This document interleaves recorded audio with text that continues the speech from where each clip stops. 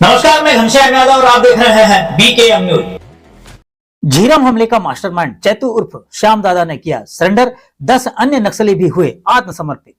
आपको बता दें, बस्तर मुख्यालय जगदलपुर में नक्सल विरोधी अभियान के लिए एक बड़ी सफलता मिली है। देश को झकझोर देने वाली झीरम घाटी हमले का मास्टरमाइंड माने जाने वाला नक्सली लीडर चैतू उर्फ श्याम दादा ने पुलिस के सामने आत्मसमर्पण कर दिया है।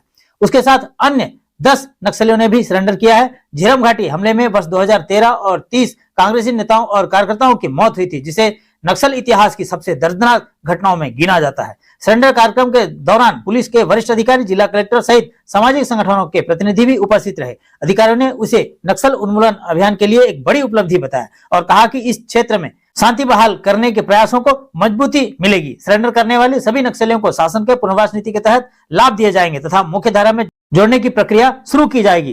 बीकेएम न्यूज नेशनल के लिए जगदलपुर से हमारे संवाददाता कृष्ण कुमार कुंजाम की ये रिपोर्ट। छत्तीसगढ़ शासन एवं भारत सरकार का एक स्पष्ट मंशा है बस्तर क्षेत्र में, छत्तीसगढ़ राज्य अंतर्गत और संपूर्ण भारतवर्ष में हिंसात्मक माओवादी गतिविधि को समाप्त करना, क्षेत्र में शांति व्यवस्था स्थापित करना और विकास कार्य को गति देना है क्षेत्र की जनता के मंशानुरूप। उसी दिशा में लगातार शासन की ओर से पुलिस, सुरक्षा बल, स्थानीय प्रशासन, स्थानीय समाज सबकी ओर से प्रयास जारी रहा। उस प्रयास के तहत विगत 2 वर्षों में काफी बड़ी संख्या में माओवादी कैडर्स हिंसा त्याग कर समाज की मुख्यधारा में शामिल हुई। खासतौर पर विगत 2-3 महीने में पुनर्मार्गन, पुनर्वास और पुनर्जीवन हमारे एक अभियान, हमारे एक पहल रहा। उसी के तहत दिनांक 17 अक्टूबर को 210 की संख्या में सेंट्रल कमेटी मेंबर रूपेश उर्फ सतीश, डीकेएसआरसी कैडर्स वेंकटेश, प्रणीता, राजू सलाम, राजबन मंडावी, आरसीएम रतन एवं अन्य जो डीवीसीएम, एसीएम और पीएलजी लेवल के कैडर्स हिंसा त्याग करके समाज मुख्यधारा में जगदलपुर में शामिल हुई। उसके पश्चात लगातार उस क्रम आगे बढ़ते बढ़ते कांकेर में, बीजापुर, सुकमा, दंतेवाड़ा, कोंडागांव, नारायणपुर सभी जिला में विगत देखा जाएगा 2-3 महीने में लगभग 600 से अधिक कैडर्स ने समाज की मुख्यधारा में शामिल हुई। उन्हें शासन भी स्वागत किया, समाज भी उनको स्वीकार किया और पुनर्वास पॉलिसी के तहत सभी प्रकार का सहायता उन्हें उपलब्ध कराने की प्रक्रिया भी जारी है। इसी क्रम में आज दिनांक 28 नवंबर को बस्तर संभाग मुख्यालय जबलपुर में एक महत्वपूर्ण घटनाक्रम का आप सब लोग आज साक्षी बन रहा है। उसमें Dandakaranya special zone committee member, दरबा डिवीजन के इंचार्ज चैतूर श्याम दादा 1985 से जो माओवादी संगठन में शामिल होकर अलग अलग क्षेत्र में सक्रिय रहा।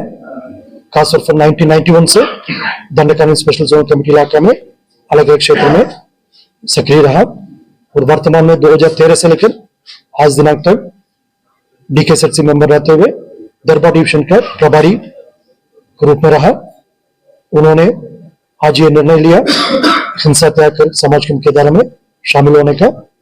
पुनः मार्गम प्रक्रिया के तहत आज उन्हें स्वागत किया। समाज भी आज हमारे बीच उपस्थित रहकर उन्हें स्वीकार किया।